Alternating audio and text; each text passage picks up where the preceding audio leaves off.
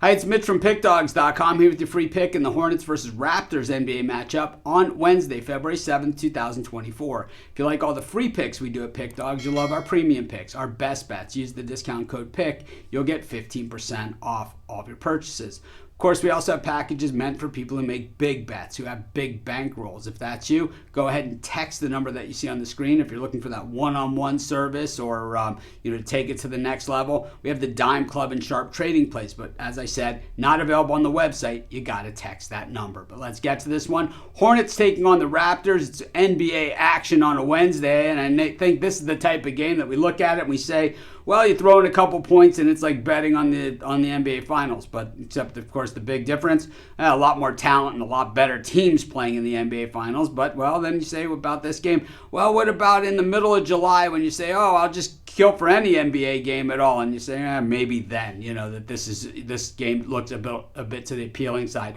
But my guess is that this one, well, probably one of the easier tickets in town. The Raptors, 17-33 coming in. The Hornets, just 10-39. These are two very, very bad basketball teams. The Raptors, just 2-8 straight up in their last 10 games, while the Hornets are 1-9 straight up in their last 10. Two teams that have basically packed it in for the season, that have made big trades. Trading, the Raptors trading two of their best players, including Siakam. And for the Hornets, trading away Rozier. So both these teams have basically said, we're not playing for now, we're playing for later. But the problem that they both have in this particular game is who's playing a little bit more for now than who's not than for later, because they both are clearly playing for later. The Raptors got a ton of draft picks coming up in the upcoming draft. So a lot of players actually auditioning for jobs on this Raptors team, but that hasn't helped them much as they've lost 3 in a row at the Rockets, at OKC, at New Orleans. This is game 6 of the road trip, and man, it's for a team that made that.